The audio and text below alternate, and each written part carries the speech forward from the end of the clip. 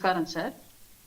మొదటిది పవన్ కళ్యాణ్ గారు సవాలు చేసింది అండ్ సవాల్ అనుకోండి, లేదంటే ప్రజలకు ఇచ్చినట్టు హామీ అనుకోండి. ఈ సమస్యను నేను పరిష్కరించకపోతే రాజకీయాల నుంచి బయటకు వెళ్తానని మాట్లాడిన విషయం క్లియర్లీ ఉప్పాడ తీర ప్రాంతం కోతకు గురవుతోంది.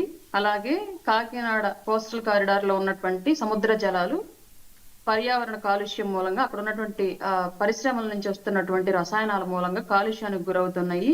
దాని ద్వారా అండర్ గ్రౌండ్ వాటర్ కలుషితం అవుతోంది, మత్స్య సంపద తగ్గిపోతోంది, తీర ప్రాంతం కోతకు గురవుతూ ఇళ్ళు ఊళ్ళు మునిగిపోతున్నాయి. ఇది అక్కడ ఉన్నటువంటి సమస్య ప్రజలు తీసుకొచ్చింది పవన్ కళ్యాణ్ గారు ముందుకి.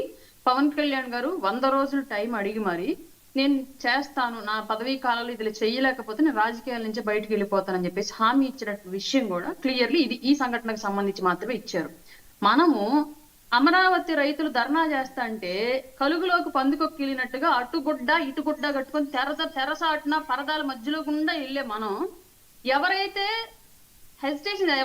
మామూలుగా నిరసన తెలుపుతున్నారో వాళ్ళ మధ్యలోకే వెళ్ళి మీటింగ్ పెట్టి వాళ్ళతో మాట్లాడి వాళ్ళకి హామీ ఇచ్చి వచ్చినటువంటి పవన్ కళ్యాణ్ గారిని కంపేర్ చేసి క్వశ్చన్ చేయడం అనేది నిజంగానే మన మొహం మనం అద్దంలో చూసుకోవాలి ఈ విషయంలో అని చెప్పేసి అయితే నేను సలహా ఇస్తాను వైసీపీ ప్రతినిధులకి ఎవరికైనా సరే. క్లియర్లీ ఇది ఓపెన్ స్టేట్మెంట్. ధర్నా చేస్తుంటే పరదాలు కట్టుకుని వెళ్ళిన జగన్మోహన్ రెడ్డితో పనిచేసే మీరు నిరసన తెలియజేస్తున్నట్టు మత్స్యకారుల మధ్యలోకి వెళ్ళి మీటింగ్ పెట్టి వాళ్ళతోనే మాట్లాడొచ్చినటువంటి పవన్ కళ్యాణ్ గారికి ఉన్నటువంటి నిజాయితీ, గట్స్, పని చేయాలన్నటువంటి చిత్తశుద్ధి కంపేర్ చేసుకుంటే మీరు అసలు మాట్లాడగలరో లేదన్నది ఒకసారి కంపేర్ చేసుకోవాలి. 2, ఆయన ఇందాక సామెత అది చెప్పాడు, నేను ఒకటి చెప్తా. తెలుగులో ఒక సామెత ఉంటుంది, ఈయ పెట్టన బర్రి ఈ పంత చేపింది అని. 5 ఏళ్ల పాటు మనం ఏం చేశామన్నది గుర్తు చేసుకుంటే ఒకసారి, అప్పుడు ఇవాళ ఎవరిని క్వశ్చన్ చేయాలి, ఏ విషయంలో క్వశ్చన్ చేయాలి, అసలు మనం రాజకీయం ఎలా ముందుకు తీసుకెళ్లాలి, ప్రతిపక్షం కూడా లేని మనం, విపక్షంలో ఉన్న మనం ఎలా పార్టీని ముందుకు తీసుకెళ్లాలి, ప్రభుత్వాన్ని ఏ తప్పిదాల మీద క్వశ్చన్ చేయాలన్నటువంటి మినిమం నాలెడ్జ్ అనేది మనకు ఉండిద్ది. లేని పక్షంలో ఇది ఇలాగే ఉండిద్ది, ఈయ పెట్టిన వారు ఈ పంత చేపినట్టుగానే ఉండిద్ది వ్యవహారం అంతా కూడా. కాబట్టి కొంచెం మాట్లాడే ముందు పైగా ఇంకొక మాట కూడా అన్నారు, సుఖానికి అలవాటు పడ్డారు అని చెప్పేసి. ఏ సుఖానికి అలవాటు పడి మెడికల్ కాలేజీలు కట్టడానికి కూడా డబ్బులు లేవని చెప్పేసి పెండింగ్ పెట్టినటువంటి అప్పటి ముఖ్యమంత్రి సీఎం క్యాంపు కార్యాలయానికి 500 కోట్లు ఖర్చు పెట్టి రిషికొండ ప్యాలెస్ 2 సంవత్సరాలు ఎందుకు ఆ స్థాయిలో ఏ సుఖానికి అలవాటు పడి అంత స్థాయిలో తీర్చిదిద్దాడు? బాత్రూమ్ కమోడే 12 లక్షలు పెట్టి తీసుకొచ్చినటువంటి సుఖం ఎవరు అనుభవించారు అప్పట్లో?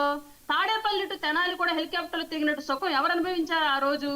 ఇవన్నీ మనం క్వశ్చన్ చేస్తే, సామాన్యుడు క్వశ్చన్ చేస్తే ఆన్సర్ చెప్పుకోగలిగేలా ఉంటే అట్లాంటి విషయాలను తెర మీదకి తీసుకురావాలి, లేదంటే తెర మీదకి తీసుకురాకూడదు. వైసీపీ నుంచి ఇది ఒకటి నేర్చుకోండి. ఫస్ట్ మీరు ఏం చేశారనేది ఒకసారి రిమైండ్ లో పెట్టుకొని అప్పుడు నువ్వు మాకు నేర్పించదమ్మా, నువ్వు చెప్పేది చెప్పు. నువ్వేంది నీతో ఏది మేము నేర్చుకునే తల్లి? పవన్ కళ్యాణ్ గారితో అవసరం లేదు మాకు. చెప్పండి నువ్వు.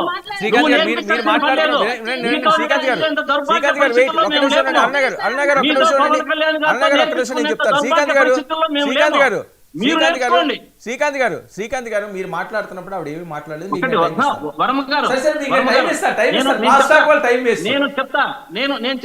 నేను ఒక్క నిమిషం చెప్తా. ఆమె మాట్లాడేటప్పుడు మాకు నేర్పించే పరిస్థితి ఆమె ఎక్స్ప్లెనేషన్ ఆమెకి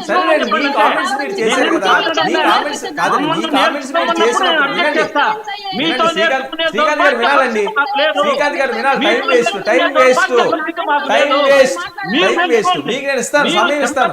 మీరు ఫింగర్ రైజ్ చేయండి. వెయిట్